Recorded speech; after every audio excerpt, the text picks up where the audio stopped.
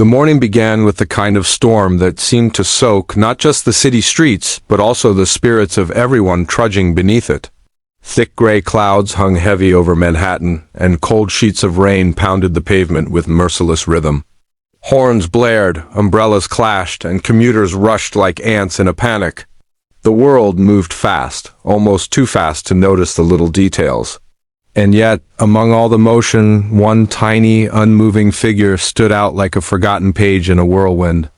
Novel, asterisk, she was barely 6 years old, her fragile frame wrapped in a soaked, oversized hoodie that fell nearly to her ankles. Her jeans clung to her skinny legs like wet paper, and her sneakers squelched with each tentative step she took. The hood of her coat had fallen back, revealing tangled, wet brown curls stuck to her pale cheeks. Her lips trembled from the cold, but her eyes, wide, searching, innocent, remained locked on the entrance of a tall, glass building that scraped the clouds above. Asterisk, it was the headquarters of Carter and Rowe Enterprises, a multi-billion-dollar firm infamous for its ruthless deals and run by one of the city's most formidable women, Evelyn Carter, the unshakable CEO known in the media as the Velvet Hammer. A woman who smiled rarely, fired swiftly, and lived strictly by numbers, not emotions. Asterisk, inside the building, the morning routine was already underway. Suits clicked across the marble floors, assistants darted back and forth clutching tablets, and security ensured that no unauthorized presence loitered near the revolving glass doors. Evelyn was due downstairs any minute now, heading to a high-stakes investor meeting that could affect stock prices across 3 countries, asterisk, but outside. As thunder cracked like nature's own gavel, the little girl stepped forward. She didn't flinch when the wind howled, nor did she cry when cold water dripped from her sleeves. She simply stood, gripping something in her small hand, a crumpled piece of paper that looked more like a scribbled map than a note. Asterisk, when the sleek black elevator opened and Evelyn Carter stepped out with her team, tall, poised, flawless in a navy blue pantsuit, heels clicking with authority. The world inside the lobby seemed to pause. Phones stopped ringing, conversations faded.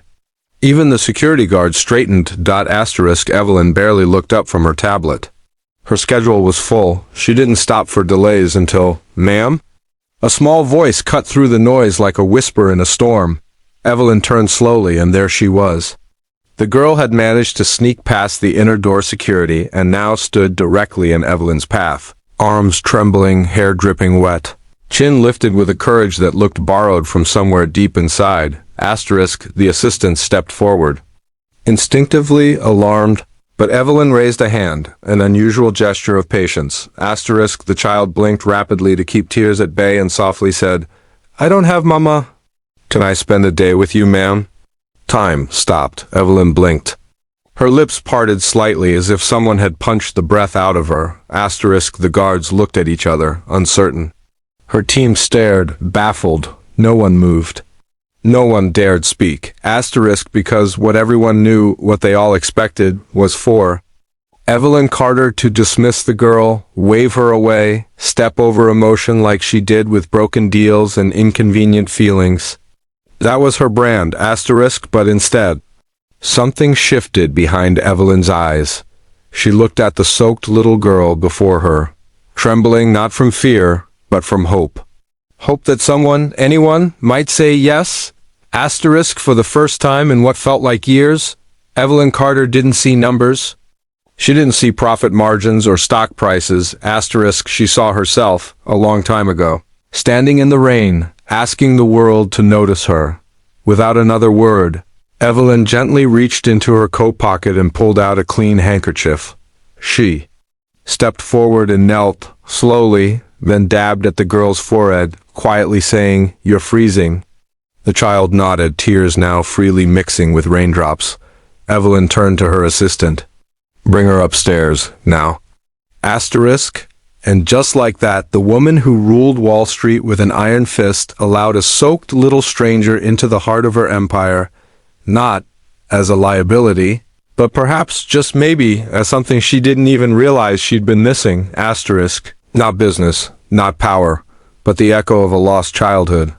Finally coming home, the elevator doors slid open with a soft chime, revealing the topmost floor of Carter and Rowe Enterprises, a world far removed from the bustling chaos below. The penthouse office was sleek, cold, and clinical, every surface polished to a mirror shine. Floor-to-ceiling windows wrapped around the corner suite, offering a panoramic view of the gray city drenched in rain. A minimalist desk of solid oak sat like a command center, its owner revered and feared by everyone who stepped foot inside. And now, that very room welcomed a child. Lily stepped in cautiously, her small feet barely making a sound on the black marble floor. She clutched the dry blanket someone had wrapped around her, but her wide eyes darted across the enormous space as if searching for safety. Evelyn followed behind her, slower than usual, carrying a steaming cup of cocoa. Her assistant hovered nearby, nervously flipping through her phone as if searching for emergency protocols on what to do when your billionaire boss suddenly adopts a random child off the street. I'll handle it, Evelyn said firmly, her voice low but final. She set the cocoa down on the edge of the couch and gestured toward it. Sit, drink. Lily obeyed without question. She climbed onto the plush gray sofa, her knees tucked beneath her, and wrapped both hands around the warm mug like it was a treasure. She didn't speak, didn't whine, didn't ask for anything more. Evelyn stood silently, watching her.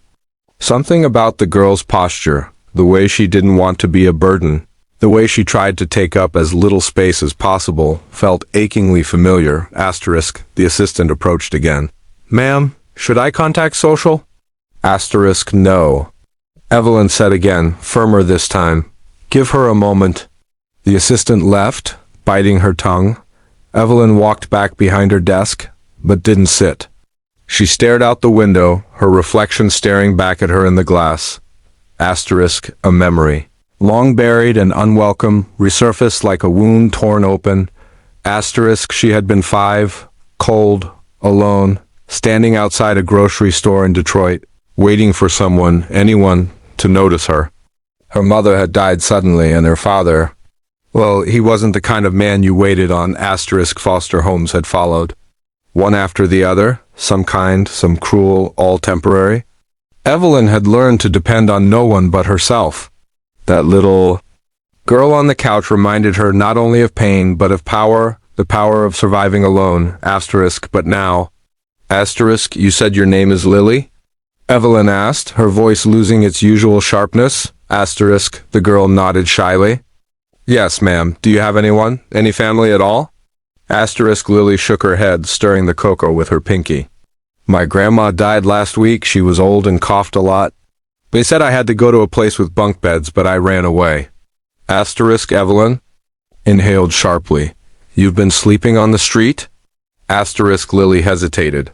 Sometimes churches let me in. One lady gave me a map and told me rich people help if you're brave. I saw your face on a magazine in the library. Evelyn blinked. Stunned. You saw my face and came here? Lily looked up, eyes huge. You look strong, but kind. I thought maybe, just maybe... She didn't finish. Evelyn turned away abruptly, busying herself with papers she didn't read. Her hands trembled. She, the woman who shut down companies without blinking, who could fire someone with a single raised brow, was shaken by a girl barely old enough to spell CEO. And then... Evelyn made a decision, one she didn't fully understand yet, but she felt it in her chest, raw and real. Hours passed and the office didn't operate like it usually did.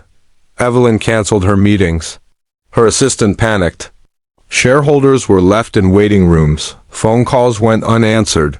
Whispers flooded the upper floors. What was going on? But none of that mattered, because Evelyn Carter had decided to spend her day not as a CEO, but as something she had never imagined she could be.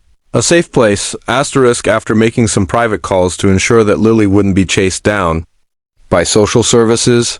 Evelyn took the girl on a quiet tour through the private spaces of the building. First stop, the executive dining lounge. Normally, it was reserved for elite clients, prime ministers, and CEOs of billion-dollar industries. But today, It hosted a 6-year-old wrapped in a blanket with cocoa stains on her cheeks. Asterisk, a chef in a tall white hat, approached nervously. "Madam Carter, what would you like today?" Evelyn looked at Lily. The girl shyly peeked over the menu. "Can I have nuggets and macaroni?" Evelyn raised an eyebrow. She hadn't eaten carbs in 10 years. "Make it 2 orders," she said. The chef nearly dropped his clipboard. They sat across from each other in silence at first. Evelyn watched as Lily devoured the food with the kind of hunger only a child on the run could have.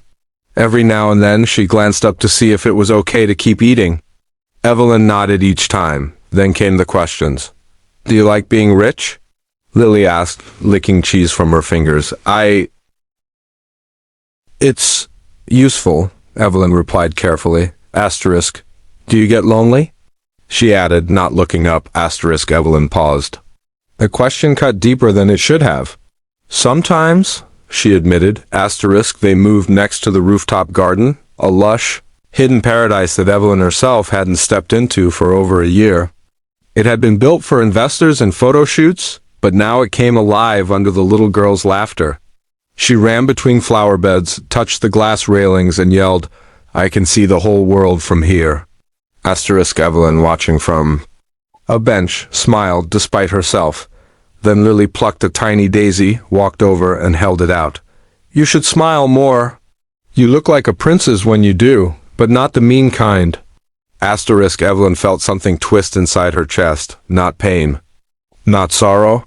Something softer. Something she didn't have a name for. Asterisk, as the sun dipped behind the clouds and golden hour painted the city in a warm glow. Evelyn knew this wasn't just a day off from business. This was the start of something irreversible. Not a meeting, asterisk, not a deal, not a PR stunt, but the beginning of a bond that no contract could define. Asterisk. The evening sun cast a burnt orange glow through the tall windows of Evelyn's office, turning the normally sterile room into something resembling warmth. The hum of the city below softened, replaced by the distant sound of car horns, wind, and the quiet rhythm of breathing. Lily, fast asleep, her head resting against Evelyn's arm, one hand still clutching a crumpled napkin from their dinner. In the executive dining lounge. Asterisk, Evelyn sat completely still, as though any movement might break the fragile peace that had settled around them. Asterisk, her assistant, Marla, tiptoed in, phone in hand, eyes wide with hesitation. Asterisk, "Ma'am," she whispered.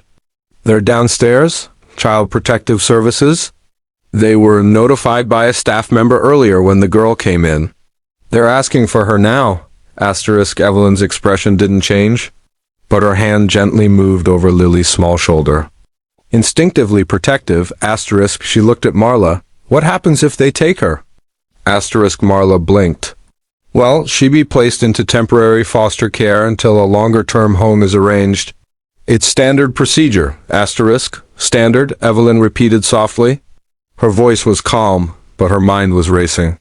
She remembered the standard procedures, the ones that bounced her from house to house, stripped her of belongings, put her under the care of people who didn't know her name, let alone her pain. Asterisk, "She ran away once," Evelyn murmured. "She'd do it again. Next time she might not survive the night." Asterisk, Marla hesitated. "You're not suggesting you keep her?" Asterisk, "I'm not suggesting," Evelyn said. "I'm deciding." Asterisk, "Ma'am." Marla's voice cracked. "That's not a simple request. There are forms, screenings, interviews. You're not a registered guardian. You're not married. You're..." Asterisk, "I'm Evelyn Carter," she interrupted. "Call my legal team. Tell them I want emergency custody filed immediately. Tonight." Silence. Even the city outside seemed to still. Asterisk, "Ma'am, are you sure?" Marla asked again, softer now. "You've never even held a child before today." Asterisk, Evelyn finally looked down at Lily, still asleep against her, breathing softly like a kitten curled in safety. Asterisk, and then, in a voice that held no doubt, she said, Asterisk, "I may not know everything about her, but I know what it feels like to be unwanted. That's all I need."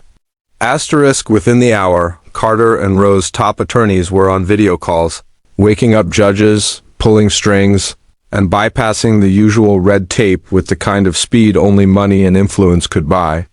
Documents were being signed, papers reviewed, verifications expedited. Outside the CEO office, whispers turned into full-blown speculation. Staff members huddled in corners, debating the headlines that might follow. Evelyn Carter adopting a homeless child? What had changed? But Evelyn didn't care. For once, it wasn't about PR, it wasn't about optics. It wasn't even about redemption, it was about a choice, a promise. One she'd been waiting her whole life to make, and now, finally could. The next morning, the building was alive earlier than usual. Security stood taller, the receptionists whispered more often, and employees arriving on the 60th floor felt an odd ripple of excitement. The tension wasn't from a hostile takeover or a press leak. It was something softer, warmer, confusing. Because Evelyn Carter, the queen of steel and silence, had just walked in with a little girl holding her hand. Lily was dressed in a fresh navy blue dress and white stockings, her hair braided into two neat pigtails tied with baby blue ribbons. In her other hand she clutched a tiny folder with her name on it. Her eyes sparkled as they walked past the hushed staff. Evelyn wore her usual heels and blazer, but something about her felt different, like a corner of her armor had been intentionally peeled away. She nodded at those who stared and whispered. Behind her, unfazed by the attention, behind her, a young intern dropped his coffee. Another executive almost tripped. No one had ever seen Evelyn Carter smile before. 9 a.m., but she just had. Her office now had something new in it. A small white desk set up near the window, decorated overnight with coloring books, markers, a miniature tablet, and a stuffed bunny someone had picked up from the nearby department store on Evelyn's personal request. Lily ran over to the desk and gasped, her eyes wide with wonder. "Is this for me?" Evelyn nodded. "It's your space? My office?"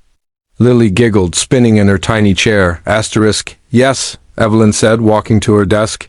"The vice president of imaginations, I think." The room filled with something it had never known, laughter. Unfiltered, pure, childlike laughter. It echoed off the walls, reached the ears of stunned assistants, and whispered down to the elevators.